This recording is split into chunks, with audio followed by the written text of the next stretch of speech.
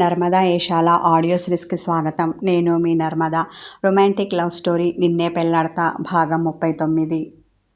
శిఖర్కి నైనిక పెళ్లి అయ్యేంత వరకు కూడా ఆగాలని లేదు. నిన్నటి నుండి అతని మనసు సంయుక్త చుట్టూ తిరుగుతోంది.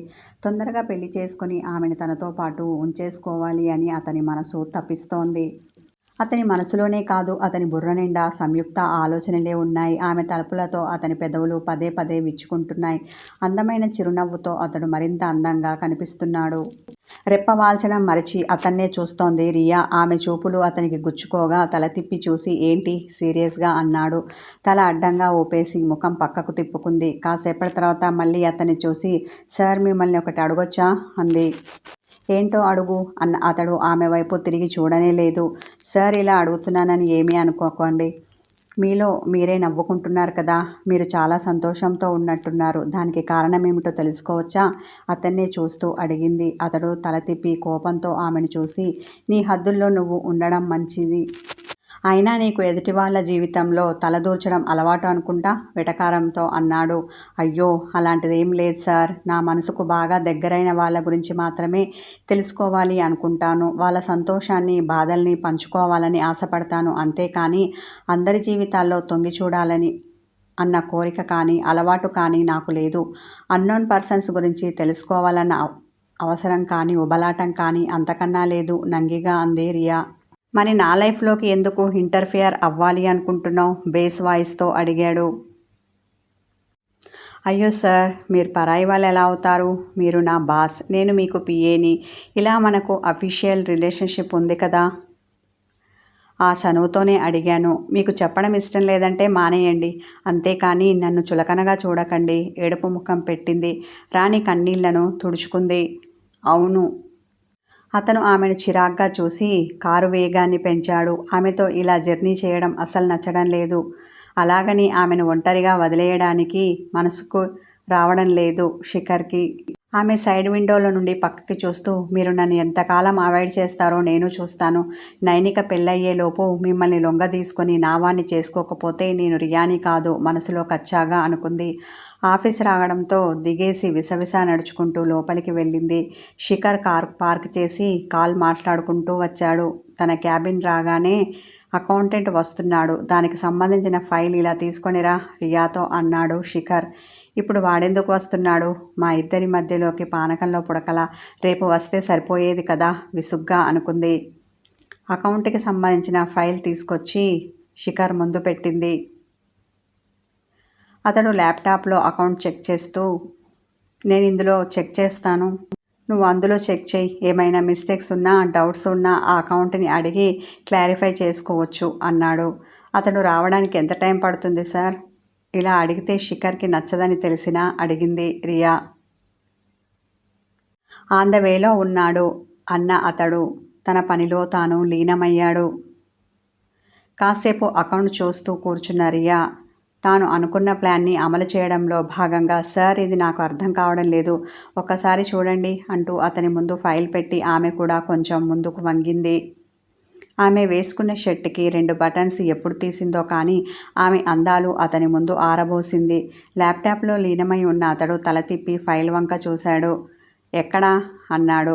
సార్, ఇదిగో ఇక్కడ, ఈ అకౌంట్ తేడాగా ఉంది. ఆ మిస్టేక్ని ఎత్తి చూపిస్తూ అతనికి టచ్ అయ్యేలా మరికొంచెం వంగింది. ఆమె వేసుకున్న బాడీ స్ప్రే అతని ముక్కుకి ఘాటుగా తగిలింది. ఆమె స్పర్శ అతనికి సెన్స్ అవుతోంది. మిస్ రియా, కాస్త దూరంగా ఉండండి చిరాకు పడ్డాడు. ఆమె వినబడినట్టే తన మానాన తాను ఏదో చెబుతూ అతని మీద పడిపోయింది. ఆమెను ఒక పురుగును చూసినట్టుగా హేయభావంతో చూసి పక్కకు తోశాడు. అంతేకాదు కోపంతో, వాట్ ఈస్ దిస్ గట్టిగా అరిచాడు. అతని కళ్ళు ఎరుపెక్కాయి. అతని గంభీర స్వరానికి ఆమె దడుచుకుంది. సారీ సార్, కాలు స్లిప్ అయింది నంగిగా అంది. నా దగ్గర ఉన్నప్పుడు ఒళ్ళు దగ్గర పెట్టుకోరియా.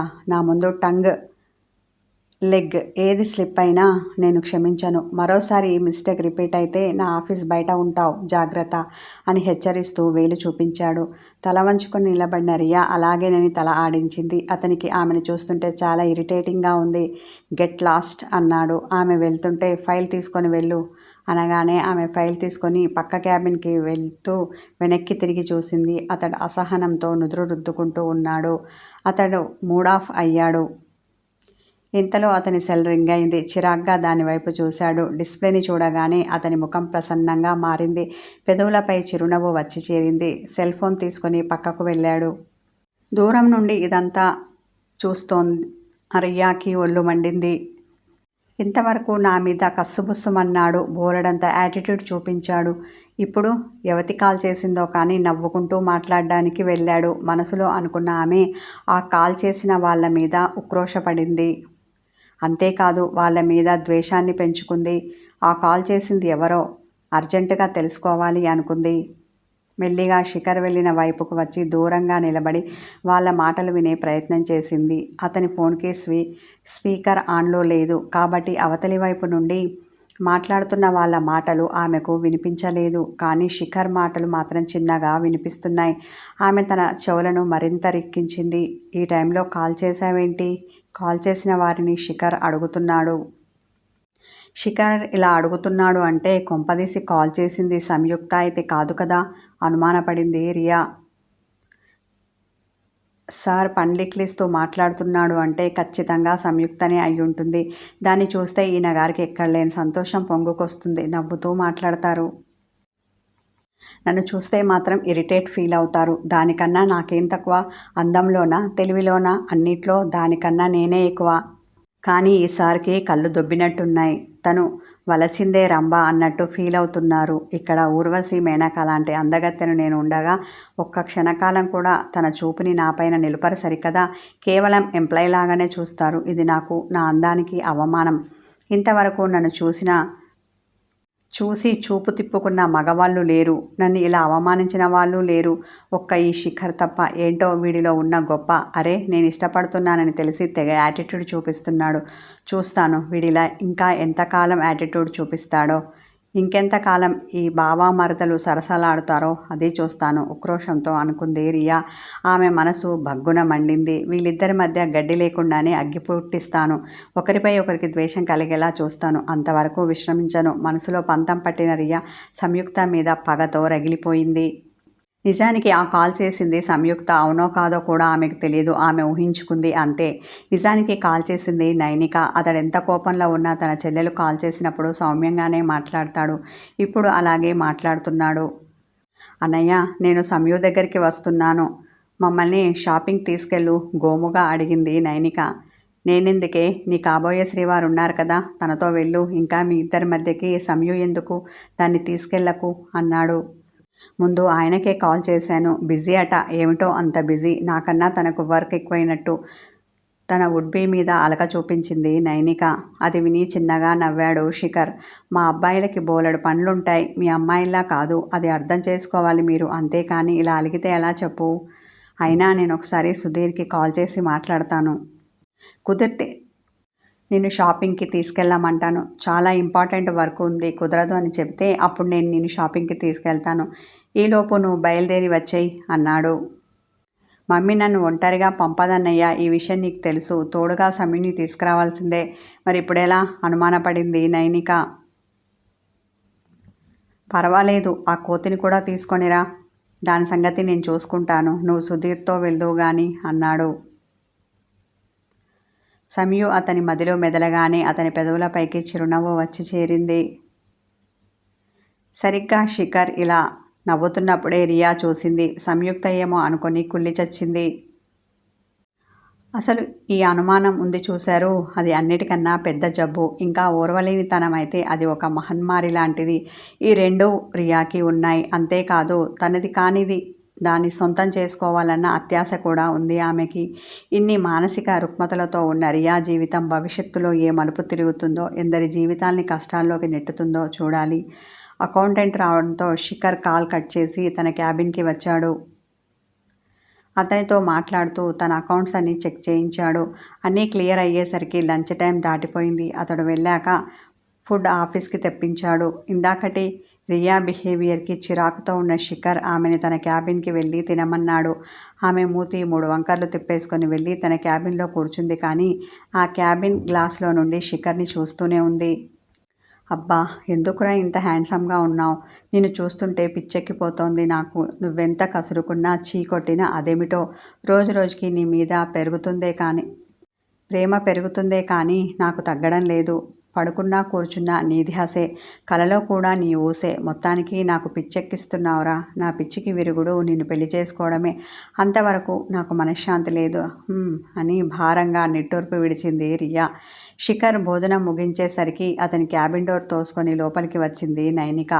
ఆమెతో పాటు వచ్చిన మరొకరిని చూసి నోరు కళ్ళు పెద్దగా తెరిచాడు శిఖర్. అక్కడే ఉన్న రియా కళ్ళు అయితే ఆశ్చర్యంతో చిన్నవయ్యాయి. జీన్స్ ప్యాంట్, టీషర్ట్, దానికి తగ్గట్టు లైట్గా మేకప్ వేసుకున్న సమయం పూర్తిగా మోడ్రన్ డ్రెస్లో చాలా క్యూట్గా హాట్గా ఉంది. ఎలా ఉన్నానని ఆమె శిఖర్ని చూసి కళ్ళు ఎగరవేసింది. అతడు మెచ్చుకోలుగా ఆమెను చూశాడు. అతని చూపుకి ఆమె బుగ్గలు కందిపోయాయి. సన్నగా దిద్దిన కాటుక కళ్ళు, వాళ్ళ చూపు అతనిపై విసిరింది. ఆమె చూపుకి ధీటుగా అతడు కన్ను గీటాడు. నాకు డ్రెస్ సెన్స్ లేదు అన్నావు కదా బావా, మరి ఇప్పుడేమంటావు? కినుగ్గా అడిగింది. అప్పుడు నువ్వు ఇంత బాగా డ్రెస్ చేసుకోలేదు కదా. పెదవి విరిచి సంయుక్త చెయ్యి పట్టి దగ్గరికి తెచ్చుకున్నాడు. ఆమె మేని పరిమళం అతని నాసికాపుటాలను గుప్పున తాకింది. తన్మయత్వంతో ఒక్క క్షణం కళ్ళు మూసి తెరిచాడు. వీళ్ళ కంటి చూపుని, పెదాలు విడవడకుండా మాట్లాడుకున్న మాటల్ని అక్కడే ఉన్న రియా గమనిస్తూనే ఉంది. ఆమె మనసు అసూయతో రగిలిపోగా ఆమె కళ్ళు ఈర్ష్యతో ఎరుపెక్కాయి. నైనిక ఇదంతా గమనించలేదు. ఆమె లోపలికి రాగానే సెల్తో సుధీర్కి మెసేజ్ పెట్టింది.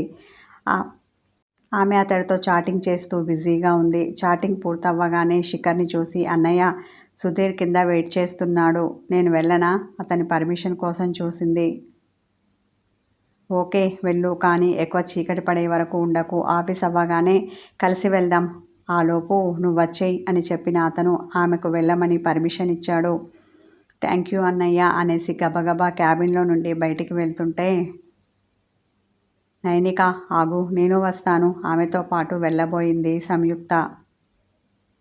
నువ్వెక్కడికి? పానకంలో పుడకలా ఆమె చెయ్యి పట్టుకొని వెళ్లకుండా ఆపాడు శిఖర్. ఈ రొమాంటిక్ కథ కొనసాగుతుంది. హాయ్ వ్యూవర్స్, ఈ స్టోరీ వీడియోస్ని ముందుగా చూడాలి, వినాలి అనుకుంటే నా ఛానల్కి మెంబర్షిప్ తీసుకోండి.